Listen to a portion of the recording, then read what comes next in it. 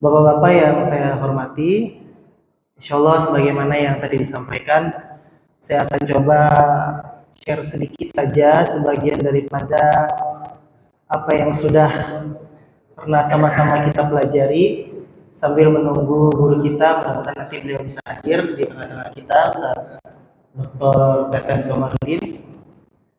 Di dalam surat An-Nisa ayat yang ke-9,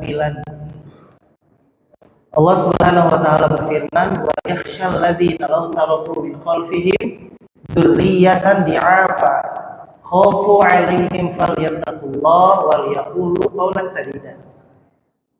Dan hendaklah setiap di antara kita ini khawatir sekiranya nanti kalau kita meninggalkan dunia ini, kita meninggalkan generasi-generasi yang lemah.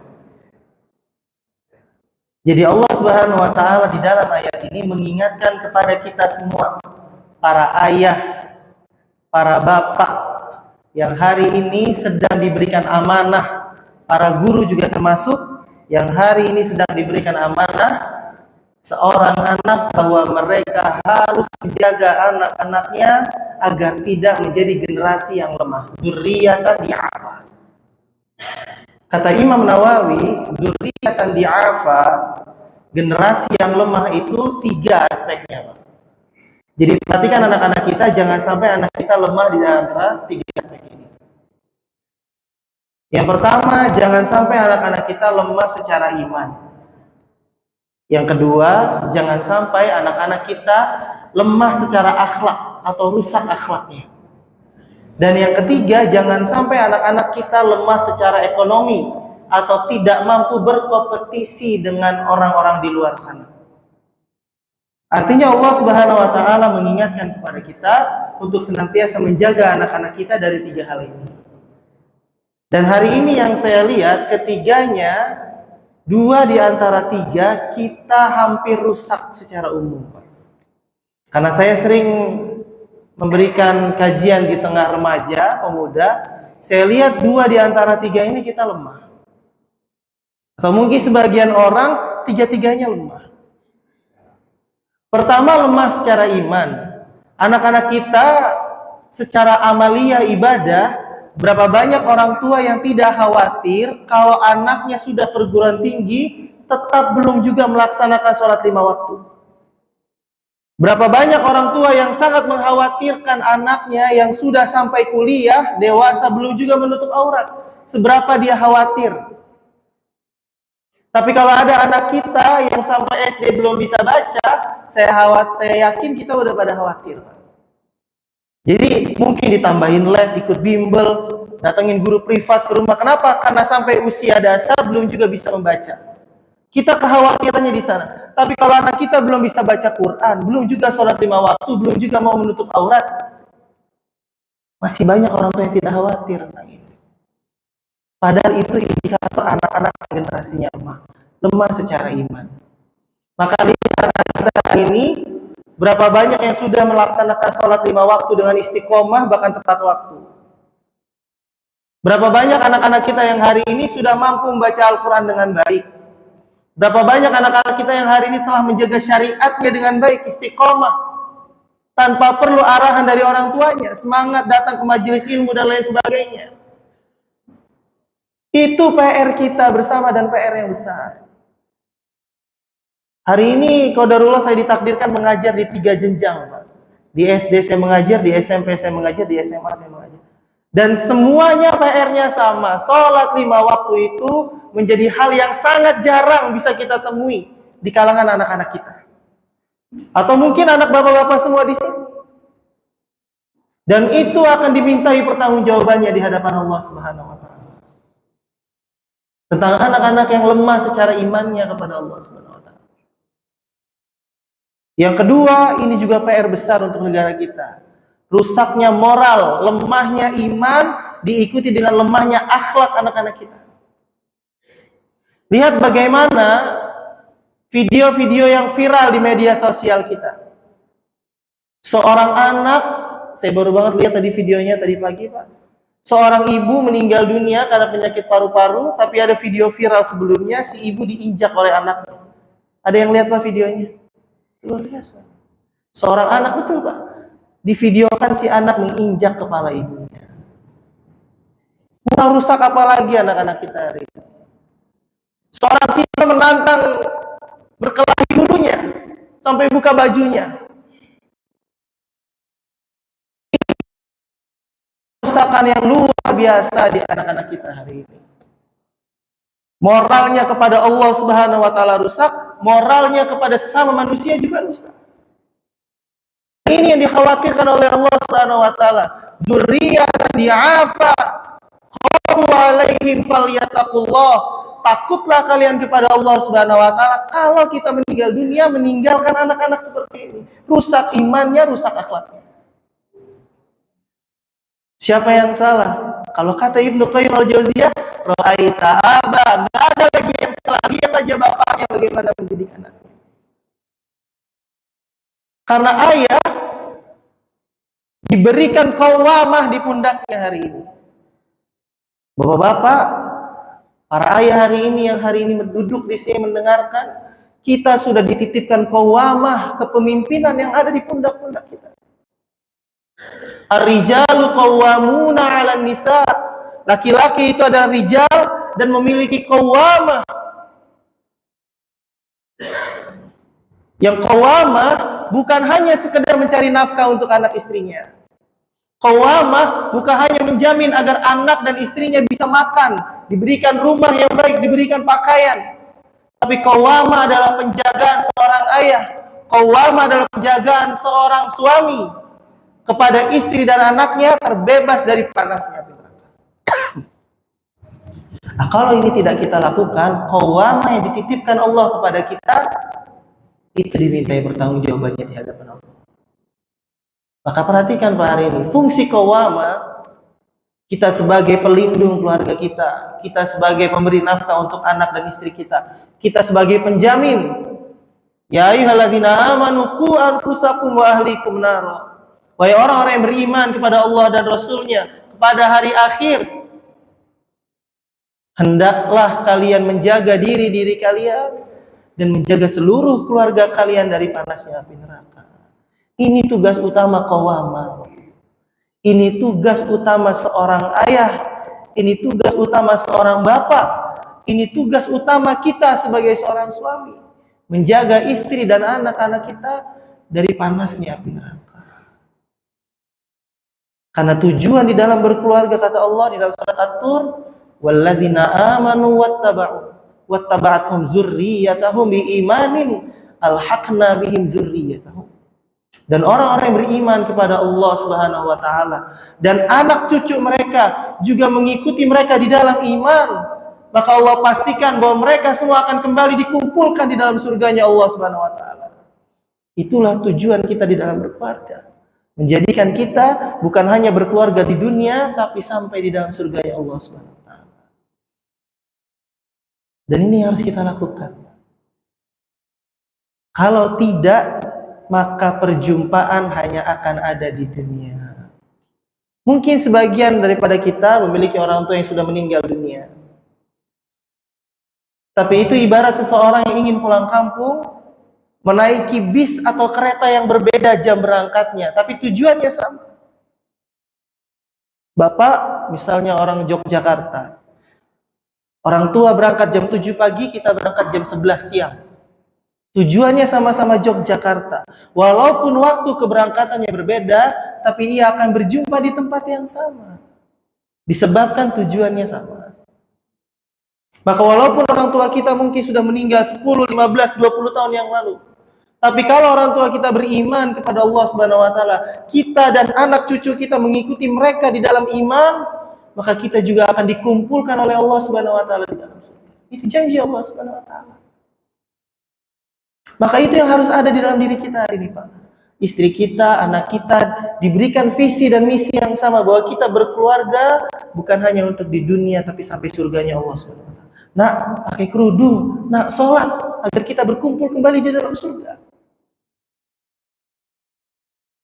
Karena ini tujuan utama daripada seorang suami kepada istrinya, tujuan kepada seorang ayah kepada anaknya. Memastikan istri dan anaknya berhasil masuk ke dalam surga. Itu fungsi keuangan. Yang kadang-kadang, mohon maaf, seorang bapak hari ini hanya sibuk untuk mencari nafkah. Yang terpenting anaknya bisa sekolah, punya pakaian yang bagus, bisa membeli handphone seperti teman-temannya, diberikan motor dan lain sebagainya.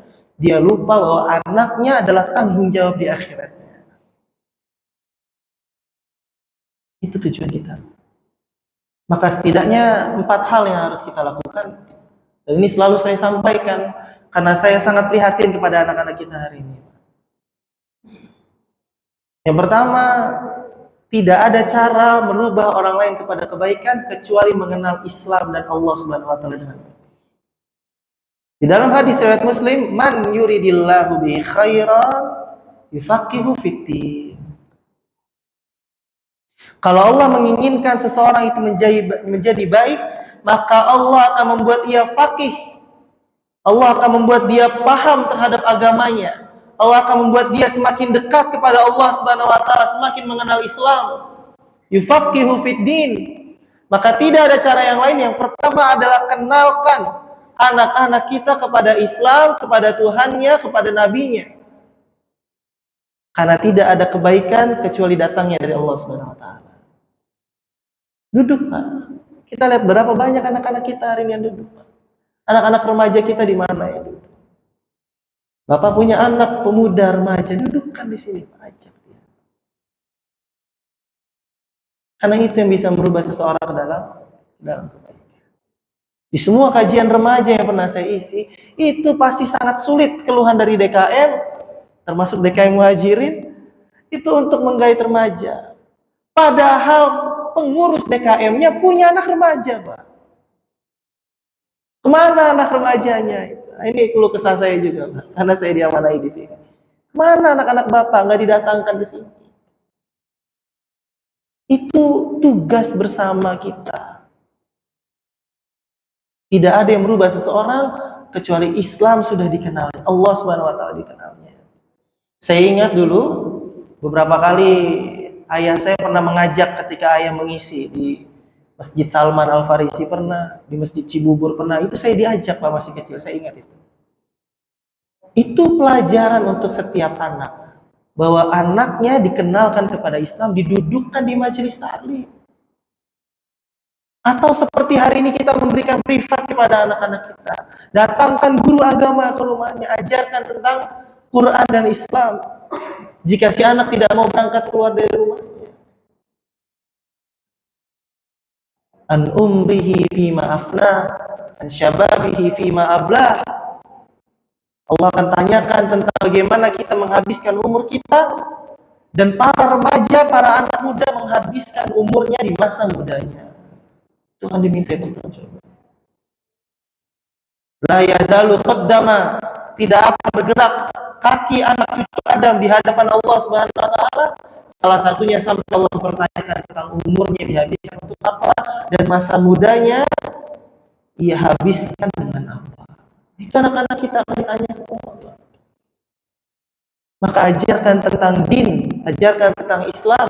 Lihat skala prioritasnya di dalam surat Luqman ayat 13 sampai 19. Ajarkan tauhid, ajarkan berbakti pada orang tuanya, ajarkan tentang beribadah kepada Allah Subhanahu wa taala, berma'ruf nahi munkar, berlaku baik, tidak berjalan dengan sombong. Itu semua Allah sebutkan di dalam.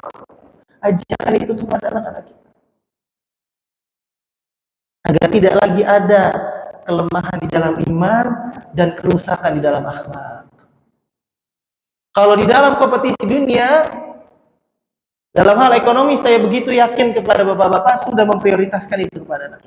Disekolahkan di sekolah yang mahal, sekolah favorit dan lain sebagainya. Kalau kurang mungkin ditambahkan les bimbel dan lain sebagainya. Tapi di dalam dua hal ini, ini yang perlu kita sangat perhatikan. Karena saya dapat banyak keluhan daripada orang tua. Bagaimana anak saya? Itu anak ibu, bukan anak saya, Bu. Kenapa ibu keluhkan kepada saya? Di sekolah juga seperti itu, anak-anak SMP dan SMA. Saya nggak tahu lagi, Pak, anak saya harus diapain. Saya serahin aja sama bapak. Itu anak ibu, bukan anak saya. Kenapa diserahin kepada saya? Nah, maka para orang tua juga harus memahami, ini konsep pendidikan itu bukan seperti kita datang kepada tukang jahit. Kalau kita datang ke tukang jahit, mohon maaf, Pak, itu kita bawa bahan mentah, kita kasih ke tukang jahit, kita kasih tahu ukurannya atau kita inginnya seperti apa, kita kasih uang, kita harus terima dengan sempurna, dengan sesuai dengan apa yang kita inginkan. Kalau ada cacat, kekurangan, kita komplain. Kenapa kita sudah bayar mahal-mahal kepada si penjahit? Kalau di dalam pendidikan nggak bisa begitu, Pak. Bapak nggak boleh, ini anak saya, ini SPP-nya selama setahun, ini uang bangunannya selama setahun, saya nggak mau tahu anak saya harus A, B, C, D, E, F, G, dan karena pendidikan itu porsi utamanya tetap ada pada orang tuanya, khususnya kepada ayahnya. Dari 17 percakapan di dalam Al-Quran, dialog antara orang tua dengan anaknya, 14 diantaranya adalah dialog antara ayah dengan anaknya, bukan dengan ibunya. Dari 17 dialog percakapan orang tua dengan anaknya dalam Al-Quran, 14 diantaranya adalah percakapan antara seorang ayah dengan anaknya, bukan dengan ibunya. Tapi kalau bagi rapor yang datang siapa, Pak? Ibunya. Kalau tahu masalah PR dan lain sebagainya, siapa yang tahu, Pak? Ibunya. Tanya ibu-ibu di belakang. Kalau ada yang salah dari anaknya, siapa yang diomelin? Ibunya. Ibu omelin bapaknya harusnya, Bu. Bapaknya kurang bertanggung jawab itu. Bapaknya cuma nyari nafkah untuk bayar SPP-nya, tidak pernah kontrol anak-anaknya. Ini saya sampaikan kepada seluruh ayah dan bunda, pada seluruh wali murid saya yang ada di sekolah. Jadi kalau hal ini kita lepaskan, kalau kita tidak perhatikan dengan baik, nanti kita yang dimintai pertanggungjawabannya di hadapan Allah. Karena setiap kita adalah pemimpin, dan setiap pemimpin akan dimintai pertanggungjawabannya terhadap apa yang dipimpinnya. Kita semua pemimpin. Kita semua akan dimintai pertanggungjawaban terhadap apa yang kita pimpin. Maka datangkan anak-anak kita ke majelis ilmu. Tidak ada yang merubah seseorang kepada kebaikan kecuali dengan din, dengan Islam. Man yuridillahu bihi khairan yufaqihu fiddin. Itu yang pertama, Pak. Ajarkan tentang Islam. Itu pondasi awal. Kalau bisa disekolahkan di pondok-pondok pesantren, sekolahkan, Pak. Kalau tidak, masukkan sekolah-sekolah Islam. Jikapun tidak, masukkan ke sekolah negeri, tapi dengan penuh pengawasan. Saya ingat betul dulu lulus SD itu saya minta untuk dimasukkan ke Gontor, Pak. Tapi karena saya anak terakhir, bontot cowok satu-satunya, kakak saya perempuan, itu ibu tidak mengizinkan. Betul itu. Karena nanti katanya makannya gimana di sana dan sebagainya. Itu kekhawatiran seorang ibu. Tapi begitu saya kuliah di UIN, jurusan pendidikan agama Islam, baru terasa, Pak. Anak-anak di sana yang luar biasa bahasa Arabnya, itu saya harus mengejar ketertinggalan karena jauh. SD, SMP, SMA saya di sekolah negeri. Gak pernah ketemu bahasa Arab. Sampai kata dosen saya, kok bisa masuk di sini, katanya. Dari sekolah negeri, Pak. Saya gak tahu, Allah. Karena di tes masuknya ada bahasa Arab. Jadi baru terasa seperti itu. Jadi kalau bisa dimasukkan ke pondok pesantren, insya Allah itu lebih ahsan dan lebih terjaga. Tentu harus diperhatikan pondok pesantrennya ya, Pak ya. Jangan sampai nanti sudah masukin ke pondoknya yang bermasalah, taunya kan nanti anak-anak kita justru bermasalah keluarga. Jadi juga harus diperhatikan pondok. Itu yang pertama itu. Yang kedua yang perlu sangat diperhatikan adalah terkait dengan lingkungan di mana anak-anak kita bermain. Apa kata Nabi SAW dalam hadis riwayat Tirmidzi? An-nas fa'adini khalilih. Manusia itu tergantung siapa teman dekatnya. Di syarat hadis yang lain, kalau seseorang itu berkawan, berteman dengan seorang penjual minyak wangi, maka dia akan kecipratan juga, Pak, sedikit baunya itu. Tapi kalau dia berteman dengan seorang pandai besi, maka badannya akan bau bara api. Ini lingkungan yang sangat berpengaruh. Jadi kalau kita sudah menjaga betul anak-anak kita dengan pemahaman agama yang benar, diajarkan tentang Islam, tentang iman, tentang ibadah dan lain sebagainya, kalau kita lepas terkait dengan lingkungannya, anak-anak juga bisa rusak. Secara penelitian itu berbasis Stephen itu, secara genetik itu orang hanya 20%. 80% itu pengaruhnya adalah lingkungan. Jadi seseorang itu bisa baik ataupun tidak baik, 80% itu faktor lingkungan. Faktor orang tua, faktor teman bermainnya, sekolah, dan lain sebagainya. Berapa banyak anak-anak yang dulu masuk di UIN, cerita dengan saya, lulus dari pondok tahfidz, punya hafalan 30 juz, gak lama Pak, gak nyampe 1 tahun kuliah di UIN itu, melihat lingkungan yang luar biasa, dia ngomong sendiri itu ibarat burung keluar dari sangkar. Jadi liar Pak, lebih liar daripada anak-anak yang bukan dari pondok pesantren. Sampai dia bilang, "Ja, hari ini hafalan gue udah hilang semua, tinggal sisa juz 30 katanya. Hafiz 30 juz Pak, 1 tahun kuliah di UIN, hilang semua, tinggal 30. Itu cerita nyata Pak, teman kosan saya itu. Jadi lingkungan itu luar biasa pengaruhnya. Maka lihat di mana anak-anak kita bermain, siapa teman bermainnya, siapa teman dekatnya, apa yang diperbincangkan. Kalau kita ingin anak-anak kita selamat.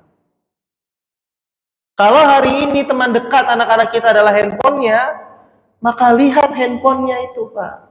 Apa yang dibuka, gamesnya apa yang dimainkan. Kalau dia buka YouTube, YouTube-nya apa yang ditonton. Karena hari ini tontonan sudah menjadi tuntunan. Bapak sudah pernah lihat video viral anak kecil naik di atas genteng Pak? Ternyata nyari ayam. Ada yang lihat Pak? Ternyata dia itu ngelihat video di YouTube anak-anak. Kalau ada seekor ayam yang hilang, ayamnya ditemui di atas gentengnya. Itu anaknya dicari-cari sama anak sama bapaknya itu Pak. Gak ada di rumah, ternyata di atas genteng. Lagi nyari ayam. Sampai segitunya Pak, tontonan tuh jadi tuntunan anak-anak kita. Itu cari videonya Pak, betul. Seorang bapak nyari anaknya yang hilang di atas genteng. Nyari ayam. Karena dia ngeliat di video, dan itu diputar videonya Pak. Betul videonya begitu Pak. Betul. Ada ayam dicari sama seorang anak, ayamnya di atas genteng. Anak-anak kecil tuh si peniru paling hebat Pak. Jadi perhatikan apa yang jadi tontonannya, gamesnya apa yang dia lihat. Kalau hari ini anak-anak kita sudah SMA dan lain sebagainya, coba kita cek sekali-kali Pak. Gak apa-apa Pak. Karena itu tanggung jawab kita. Bapak yang beliin handphonenya, maka Bapak punya kuasa untuk mengontrol itu semua. Lebih baik kita hari ini dibenci anak-anak kita di dunia karena sikap kita yang tegas, daripada saling membenci di akhirat, menjadi musuh. Di dalam Al-Quran disebutkan Pak, anak itu ada yang menjadi musuh, ada yang menjadi qurrata a'yun, ada yang menjadi perhiasan. Kalau perhiasan tuh anak cuma bisa menjadi bangga-banggaan orang tuanya. Alhamdulillah anak saya kuliah di sini, udah S2 di sini, kuliah di luar negeri. Itu bangga Pak, anak sebagai perhiasan. Al-malu wal banun di dalam surat Al-Kahfi. Harta dan anak-anak itu adalah perhiasan. Ada yang menjadi musuh satu sama lain. Nanti di akhirat ada seorang ayah yang menjadi musuh anaknya. Kenapa? Karena si anak masuk ke dalam neraka disebabkan orang tuanya tidak pernah memberikan tarbiyah, pendidikan kepada anaknya. Sampai dia berhujjah di hadapan Allah, "Ya Rabbi, saya seperti ini karena orang tua saya tidak pernah mengajarkan apapun kepada saya." Bahasa kitanya, saya nggak rela ya Allah kalau saya masuk neraka sendirian. Ditarik itu orang tuanya. Kecuali para orang tua, ayah dan bunda hari ini sudah menasehati anak-anaknya. Kalau dia sudah baligh, kita sudah mengingatkan, maka itu sudah tanggung jawab masing-masing. Tapi kalau kita cuek, anak kita keluar gak pakai kerudung, kita cuek. Anak kita dijemput sama orang yang bukan mahramnya, kita cuek. Sampai ada kisah itu, seorang ibu ngomelin anak perempuannya Pak. Gara-gara malam minggu anaknya gak mana-mana, di rumah aja.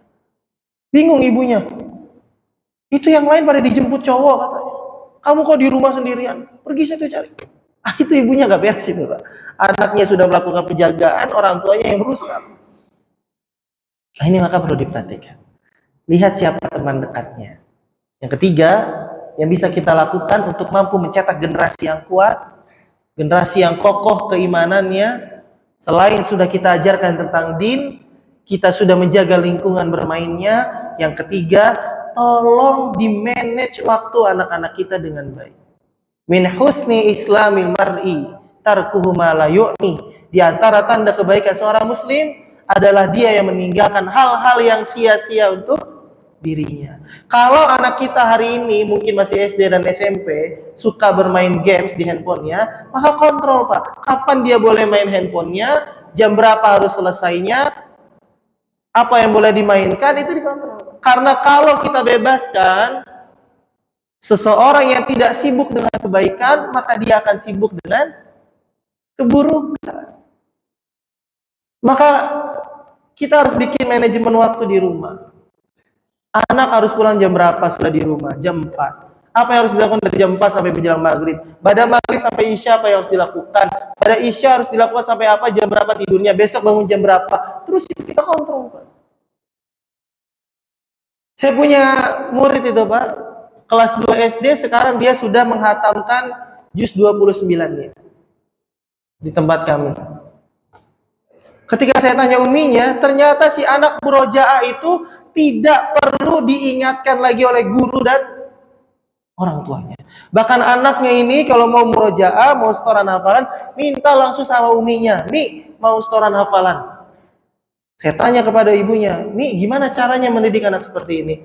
Dia cuma bilang, "Ustaz, dari dulu, dari kelas 1 bahkan dari TK, saya kontrol waktu anak-anak saya, kapan boleh dia megang handphone, jam segini harus belajar, jam berapa dia harus tidur, sampai sekarang dia sudah mandiri, tidak perlu diingatkan lagi. Dia sudah tahu jam berapa harus tidur, jam berapa dia boleh bermain handphonenya, atau di hari apa dia boleh bermain." Itu kontrol. Kalau udah tua gimana? Anak saya udah sekolah, SMA segala macam. Banyak-banyak didoakan saja. Jadi kalau poin yang pertama dan kedua dan ketiga sudah kita lakukan, poin yang terakhir yang harus dilakukan dan jangan pernah dilepaskan adalah senantiasa mendoakan. Ad-doa silahul mu'min. Doa adalah senjata untuk orang-orang yang beriman. Nabiullah Ibrahim alaihissalam mendoakan anaknya, Nabi Ismail alaihissalam. Rabbi ja'alni muqimas shalah wa min dzurriyyati rabbana wa taqabbal du'a. Ya Allah, jadikanlah aku dan anak keturunanku orang-orang yang menegakkan salat. Ya Allah, Engkau yang menerima doa-doaku. Rabbi habli minas shalihin. Rabbana hab lana min azwajina wa dzurriyyatina qurrata a'yun waj'alna lil muttaqina imama. Nabi sallallahu alaihi wasallam mendoakan seorang sahabat kecil 11 tahun umurnya, Ibnu Abbas. Didoakan sambil diusap kepalanya, Allahumma faqihu fiddin wa 'allimhu ta'wil. Sampai nanti di kemudian hari terkenallah Ibnu Abbas sebagai pakar tafsir di kalangan para sahabat. Sebab apa? Doa Nabi sallallahu alaihi wasallam. Nanti kita akan bilang itu kan yang mendoakan Nabi. Orang tua itu doanya mustajab, Pak. Apalagi orang tuanya solih, itu insyaallah itu lebih mustajab. Jadi doakan Pak anak-anak kita. Allahumma faqihu fiddin wa 'allimhu ta'wil. Ya Allah, jadikanlah anakku ini menjadi orang yang faham terhadap agamanya dan faham terhadap ilmu-ilmu Quran. Nah, itu doakan. Hari ini saudara-saudara kita di Palestina bukan mengharapkan sesuatu yang kecil dari kita. Doa itu bukan sesuatu yang kecil, doa itu sesuatu yang besar. Kadang-kadang kita bilang, maaf ya cuma bisa doain. Doa itu besar Pak. Jangan insecure dengan doa. Jangan merasa doa itu hal yang kecil. Doa itu besar. Kalau ada orang yang meninggal, dia cuma bilang apa? Doain ya orang tua saya. Berarti doa itu mahal. Maka doa itu jangan direndahkan. Jangan, yang terakhir tuh cuma bisa berdoa. Berdoa itu di awal, saat, dan di akhir. Qabla, inda, ba'da, itu doa. Jadi doa itu jangan pernah diremehkan. Bermunajat kepada Allah Subhanahu wa taala di waktu-waktu mustajab itu adalah kekuatan yang luar biasa. Berapa banyak hal-hal yang terlihat mustahil, keajaiban-keajaiban yang hadir disebabkan doa-doa yang Allah kabulkan. Maka jangan pernah meremehkan doa. Doakan para anak-anak kita. Jangan pernah ada seorang ayah, seorang ibu yang mengatakan, anak saya sudah susah dibilanginnya. Udah nggak bisa berubah dia mah. Dari dulu dikasih tahu begitu-begitu aja. Udah jadi betul Pak, anak kita begitu-begitu aja nanti nggak berubah dia. Karena kitanya sudah pesimis dan suuzon kepada Allah Subhanahu wa taala. Inna quluba min usbu'aini min asabi'ir rahman. Sesungguhnya hati-hati manusia itu ada di dalam genggaman jari jemari Allah Subhanahu wa taala. Gak ada yang tahu Pak, hidayah itu hak prerogatif Allah Subhanahu wa taala. Kalau Allah mau merubah seseorang menjadi baik, begitu mudah untuk Allah Subhanahu wa taala. Maka jangan pernah berputus asa di dalam berdoa. Karena kalau Allah sudah datangkan hidayahnya, may yahdillahu fala mudhillalah wa may yudlil falan tajida lahu waliyyan mursyida. Kalau Allah menghendaki seseorang itu mendapatkan hidayah, tidak ada yang bisa menyesatkannya. Tapi kalau Allah sudah sesatkan orang tersebut, tidak ada yang bisa memberikan hidayah kepada orang tersebut. Maka jangan pernah berputus asa mendoakan anak-anak kita. Ya Allah, mudah-mudahan anak saya menjadi anak yang solih dan solihah, istiqomah di atas jalan Islam, mau menutup aurat ya Allah, mau melaksanakan sholat 5 waktu. Sebutkan Mbak. Saya itu pernah ada di fase, pernah kesel sama satu murid. Yang murid itu memang sudah terkenal troublemaker di sekolah, biang kerok di sekolah. Itu saya coba cara ini Pak. Di setiap waktu sholat, gak ada murid yang lain yang saya doain kecuali anak ini Pak. Saya sebut namanya, kelasnya. Mudah-mudahan kau berikan hidayah ya Qaddarullah wa masyafa'ala. Kemarin, beberapa siswa-siswa alumni yang pernah saya ajar, itu datang silaturahmi ke rumah. Dan banyak yang sudah menceritakan tentang apa yang dulu pernah saya sampaikan, dia baru merasakan. Jadi bagi ayah, bagi para guru, doa-doa yang pernah kita sampaikan kepada Allah, nasihat-nasihat yang pernah kita sampaikan kepada anak-anak kita, walaupun buahnya belum kita rasakan hari ini, boleh jadi nanti hasilnya 5 tahun, 10 tahun, atau bahkan ketika sudah kita wafat. Baru nanti terasa Pak, bahwa dulu nasihat yang pernah kita berikan, ternyata mampu merubah anak-anak kita. Doa-doa yang dulu kita panjatkan, ternyata hari sudah berubah, dikabulkan oleh Allah SWT. Hari ini, siapapun yang merasa di atas kesolihan, kebaikan, yakinlah itu ada doa orang-orang tua kita dulu. Tidak pernah terlepas. Pasti orang tua kita pernah mendoakan kita. Sampai kita pernah ada di posisi ini. Disebabkan doa-doa orang tua kita. Sampai nanti kalau kita sudah melakukan 4 hal ini, kita ikhtiarkan, maka kita mampu insya Allah atas izin Allah tentunya mencetak generasi-generasi yang kokoh imannya, generasi-generasi yang kuat imannya. Seperti bagaimana hari ini anak-anak kita, adik-adik kita yang ada di bumi Syam, ketika orang tuanya meninggal dunia, ia hanya akan mengatakan, hari ini orang tua saya sudah mendapatkan kenikmatan. Karena berdasarkan surat Ali Imran ayat 169, orang yang meninggal dunia sebagai syahid itu tidak amwata bal ahya, sedangkan dia itu hidup inda rabbi. Anak-anak hari ini kalau ketinggalan atau kehilangan di Palestina itu hanya mengatakan, alhamdulillah orang tua saya hari ini sudah tidak lagi merasakan kesengsaraan dan kesulitan. Dia sudah mendapatkan kenikmatan di sisi Allah Subhanahu wa taala. Ruh para syuhada itu ada di dalam paru-paru burung yang dia berkeliaran, berkeliling di dalam surga. Para orang tua yang kokoh imannya, ketika kehilangan anaknya, dia hanya mengatakan, ya Allah, alhamdulillah, anak saya kali ini telah menjadi syahid, telah menjadi syuhada. Mudah-mudahan bisa menjadikan syafaat untuk diriku dan keluarga kami. Itulah iman yang kokoh. Bagaimana generasi yang kokoh itu bisa terbentuk? Tentu dengan tarbiyah yang luar biasa daripada para masyayikh yang ada di sana, dan doa-doa dari para orang tua. Maka mudah-mudahan kita semua mampu menjadi orang tua yang bertanggung jawab terhadap qawamah yang Allah titipkan kepada kita, menjadi suami dan menjadi ayah yang memang benar-benar menjalankan tugasnya sebagai pemberi nafkah dan juga penjamin daripada istri dan anak-anak kita terbebas daripada siksaan nerakanya Allah Subhanahu wa taala. Dan mudah-mudahan kita semua dikaruniai anak-anak yang solih dan solihah, anak-anak kita yang hari ini sudah mungkin mulai tercemar dengan lingkungan dan lain sebagainya. Mudah-mudahan Allah memberikan hidayah sehingga anak-anak kita bisa kembali ke jalan Allah Subhanahu wa taala. Mungkin itu yang bisa saya sampaikan. Sebelum ditutup, mungkin ada yang ingin didiskusikan, silakan.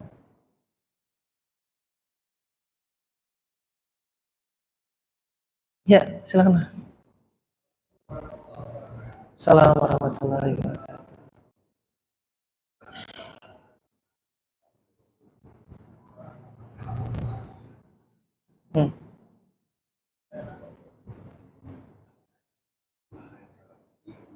Apa sih? Pakai mic aja. Assalamualaikum. Itu seorang anak lagi dengan bapaknya. Saya tahu di akhirat itu sudah neraka. Di akhirat yang baik-baik. Tapi Bapak bilang seperti itu, saya tahu itu dari mana asalnya. Iya. Ada seperti itu, Pak. Iya. Itu aja, Pak. Terima kasih. Assalamualaikum warahmatullahi wabarakatuh. Iya. Assalamualaikum warahmatullahi. Di kondisi akhirat itu dua hal yang akan terjadi. Tentu bagi orang-orang yang solih akan berlaku bagaimana hadis Nabi SAW ketika ada seorang anak yang berdiri di depan surga, lalu Allah Subhanahu Wa Taala memerintahkan kepada anak tersebut, ya bunayya udkhulul jannah, wahai anakku masuklah engkau ke dalam surga. Anak ini nanti mengatakan, la, tidak mau ya Allah saya masuk ke dalam surga. Lalu Allah memerintahkan 3 kali kepada anak ini dengan perintah yang sama, udkhulul jannah, udkhulul jannah, udkhulul jannah. Masuklah engkau ke dalam surga. Anak ini tidak mau dan mengatakan la. Sebenarnya Allah Subhanahu Wa Taala sudah tahu apa alasan anak ini tidak mau masuk ke dalam surga. Tapi Allah ingin mengajarkan kepada kita bahwa seorang anak bisa menjadi syafaat untuk orang tuanya di dalam kehidupan akhirat. La hatta ya'tiya aba'ana wa ummahatana. Ya Allah, saya tidak ingin masuk ke dalam surga sampai saya, ayah dan ibu saya masuk ke dalam surga. Ternyata orang tuanya masih di dalam hisab, masih dihisab. Lalu kata Allah Subhanahu Wa Taala memerintahkan kepada para malaikat untuk menjemput keduanya. Karena bagi orang-orang yang solih itu hisabnya cepat. Tapi bagi orang-orang yang tidak solih hisabnya lama. Maka orang tuanya masih dihisab. Lalu nanti Allah Subhanahu Wa Taala memerintahkan kepada para malaikat menjemput orang tuanya. Lalu nanti berfirman kembali kepada anak ini, ya bunayya udkhulunal jannah antum wa abaukum wa ummahatukum. Sekarang masuklah engkau ke dalam surga. Bapakmu, kamu dan juga ibu masuk ke dalam surga. Siapa ini? Anak-anak yang saleh. Dari mana dalil bahwa setiap orang itu akan ada kondisi di mana ayahnya dimintai hujah, bahkan ditarik ke dalam neraka? Berdasarkan hadis tadi, bahwa setiap kita adalah pemimpin. Wa kullim mas'ulun, dan setiap pemimpin itu akan dimintai terhadap yang dipimpinnya. Jadi setiap pemimpin akan dimintai pertanggungjawaban terhadap yang dipimpinnya. Tadi kita sudah bacakan ayatnya, ar-rijalu qawwamuna 'alan nisa. Bahwa laki-laki itu adalah pemimpin bagi perempuan, bagi istri dan anaknya. Maka suami pasti dimintai pertanggungjawabannya terhadap istri dan anaknya. Maka kalau kita tidak lakukan tugas kepemimpinan selama di dunia, pertanggungjawabannya diminta di hadapan Allah SWT. Tapi kalau kita sudah mengajarkan kepada anak kita, kalau kita sudah mendakwahi anak-anak kita, tapi ternyata dia tidak melakukan itu semua, kalau dia sudah baligh, maka lepas tanggung jawabnya. Tapi kalau kita cuek kepada anak-anak kita, tidak pernah mendakwahinya, tidak pernah menyampaikannya, kita dimintai pertanggungjawaban. Mana dalilnya tadi, Pak? Tentang kita adalah pemimpin dan setiap pemimpin dimintai pertanggungjawabannya di hadapan Allah Subhanahu wa Ta'ala.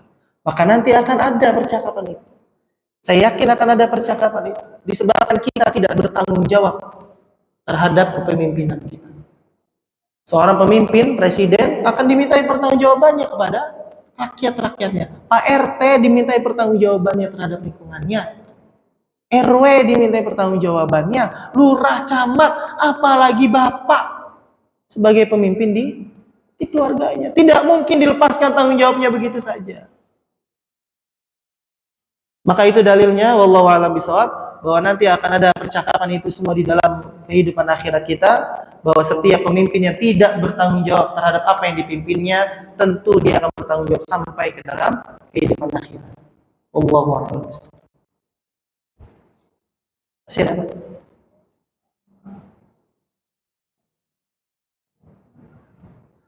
Mungkin kalau bahasanya ibu atau bapak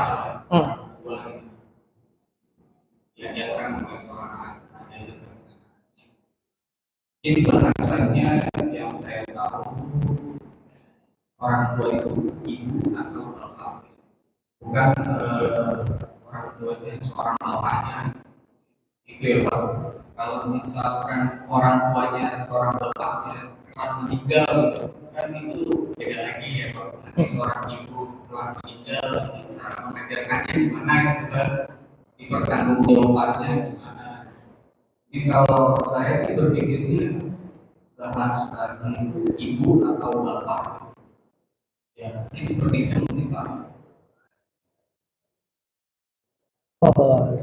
Yang jelas kalau kita sudah dititipkan seorang anak, ayah ataupun ibu, keduanya itu dimintai pertanggungjawaban.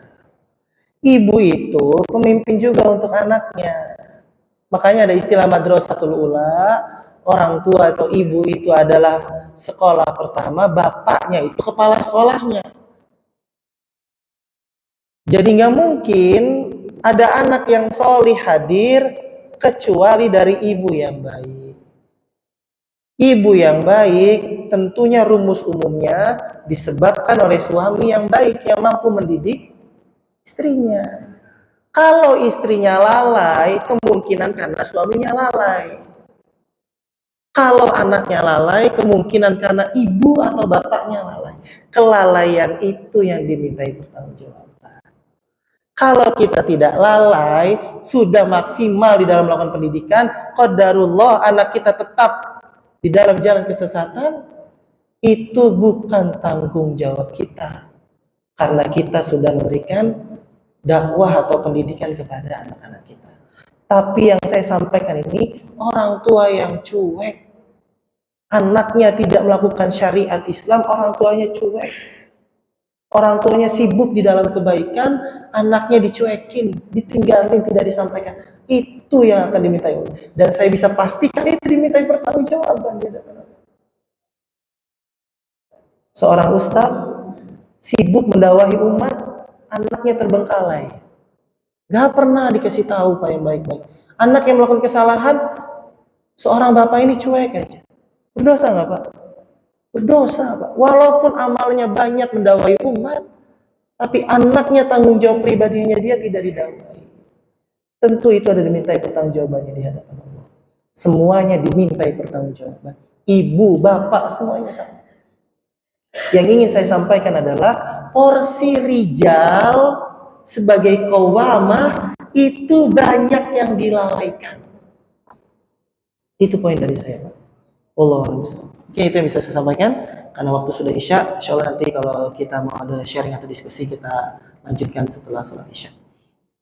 Kita tutup dengan membaca kafaratul majlis. Subhanakallahumma wa bihamdika asyhadu an la ilaha illa anta astaghfiruka wa atubu ilaik. Terima kasih. Assalamualaikum warahmatullahi wabarakatuh.